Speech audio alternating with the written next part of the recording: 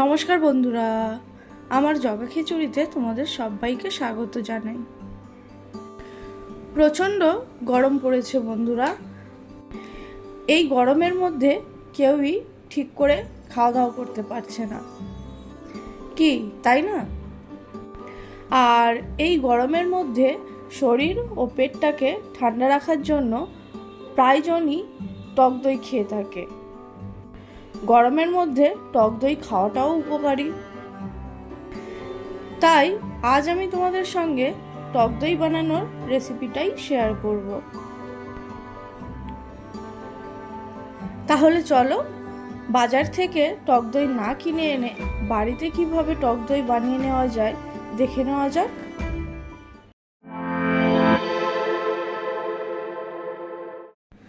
টক দই বানানোর জন্য আমি 500 ml দুধ নিয়ে নিয়েছি।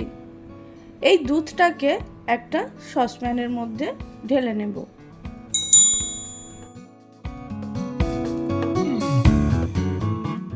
আর এই ছাঁকনিটার মধ্যে নিয়েছি 2 টেবিল চামচ টক দই। টক দইটাকে জল ঝরানোর জন্য রেখে দিয়েছি। এবার আমি দুধটাকে গরম হওয়ার জন্য গ্যাসে চাপিয়ে দিয়েছি। দুধটা যখন হালকা গরম হতে শুরু করেছে তখন ওই দুধের মধ্যে থেকে অল্প একটু দুধ আমি একটা বাটির মধ্যে উঠিয়ে নেব। তো বন্ধুরা দেখো, অল্প একটু দুধ আমি একটা বাটির মধ্যে উঠিয়ে নিলাম। এখন যে দুধটাকে আমি উঠিয়ে নিলাম সেই দুধটার মধ্যে 3 টেবিল চামচ গুঁড়ো দুধ আমি মিশিয়ে নেব।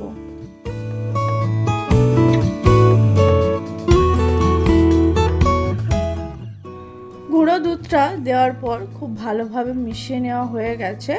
এটাকে সরিয়ে রাখবো। এদিকে দেখো বাকি দুধটাও ফুটতে শুরু করেছে। এই দুধটাকে কিছুক্ষণ ফুটিয়ে নেওয়ার পর গুঁড়ো দুধ মেশানো দুধটা এর মধ্যে ঢেলে দেব। এবার আবারও কিছুক্ষণ দুধটাকে ফুটতে দেব। দুধটাকে কিন্তু মাঝে মাঝে এইভাবে হাতা দিয়ে নাড়িয়ে চাড়িয়ে দিতে হবে, যাতে দুধের মধ্যে কোনো সর না পুড়ে যায়।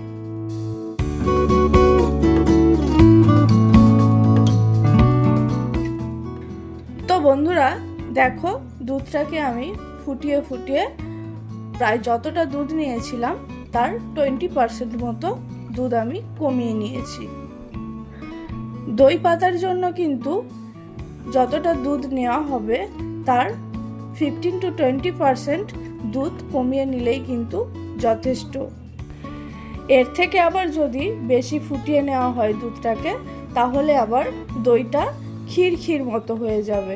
ওই দোকানের মতো ওই ক্রিমি যে টেক্সচারটা সেটা আসবে না। দুধটা তো ফোটানো হয়ে গেছে, চলো দুধটাকে এবার নামিয়ে নেব। এবার এই দুধটাকে হাতা দিয়ে নাড়িয়ে নাড়িয়ে একটু ঠান্ডা করে নিতে হবে।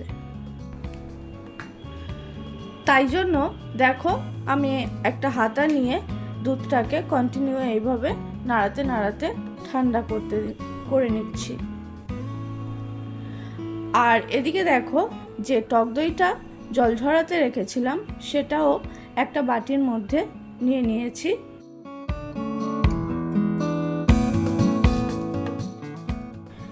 এবার এই টক দইটাকেও একটা হ্যান্ড হুইস্কের সাহায্যে খুব ভালোভাবে ফেটিয়ে নেব। টক দইটাকে এমনভাবে ফেটাতে হবে যাতে টক দইটা একদম ক্রিমের মতো হয়ে যায় আর এর মধ্যে কোনো গুটলি না থাকে। তো দেখো একদিকে আমি টক দইটাকে ফেটিয়ে নিচ্ছি আর অন্যদিকে দুধটাতেও হাতা দিয়ে নাড়াতে থাকছি।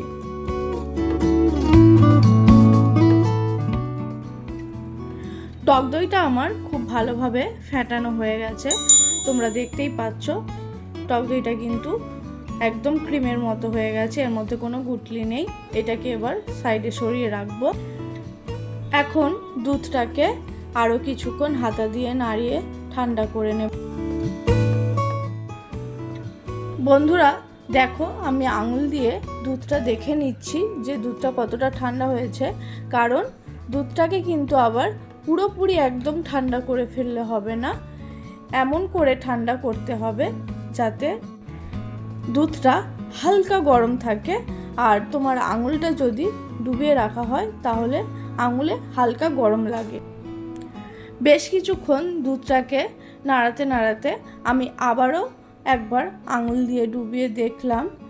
তো এখন দেখো বন্ধুরা, আমার আঙুলটা আমি ডুবিয়ে রাখতে পারছি, তার মানে দুধটা এখন ঠিকঠাক পর্যায়ে চলে এসছে। আর আমি দুধটাকে ঠান্ডা করব না। এবার ফেটিয়ে রাখা টক দইটা নিয়ে নেব, আর ওই টক দইয়ের মধ্যেই অল্প কিছুটা পরিমাণ দুধ আমি ঢেলে নেব। দুধটা ঢেলে নেওয়ার পর টক দইয়ের সঙ্গে খুব ভালোভাবে মিশিয়ে নেব। এখন কি করব, ওই টক দই মেশানো দুধটাকে এই সম্পূর্ণ দুধের মধ্যে দিয়ে খুব ভালোভাবে এখন যে পাত্রটির মধ্যে আমি দই পাতবো সেই পাত্রটি নিয়ে নিয়েছি। এবার ওই পাত্রের মধ্যে দুধটাকে ঢেলে দেব। বন্ধুরা, পাত্রটিতে দুধটা ঢেলে দেওয়ার পর পাত্রটিকে খুব ভালোভাবে ঢাকা দিয়ে ওর উপর দিয়ে কিছু মোটা কাপড় বা মোটা জিনিস দিয়ে চাপা দিতে হবে, কারণ পাত্রটি যাতে খুব ভালোভাবে গরম পায়, তাই জন্য মোটা জিনিস দিয়ে পাত্রটি ঢাকা দিতে হবে। তাহলে কি হবে, দইটা খুব ভালোভাবে বসবে।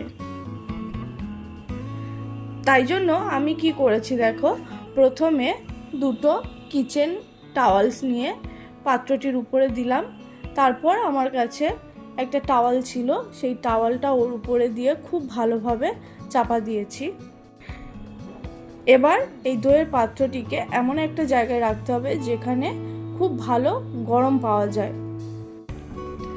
এখন আমি দইটা জমার জন্য ছেড়ে দেব। এটা প্রায় 8 থেকে 10 ঘন্টা থাকলে দইটা জমে যাবে। আমি সকালবেলার দিকে দইটা বসিয়েছিলাম, তো এখন সন্ধেবেলা। চলো দইটা কতটা কি বসেছে দেখে নিই।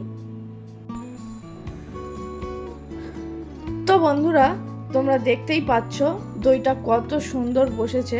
আমি তোমাদেরকে দইয়ের বাটিটা একটু এদিক ওদিক করে দেখিয়ে দিচ্ছি যে দইটা ঠিকঠাক বসেছে কিনা, দইটা এখনো লিকুইড আছে কিনা।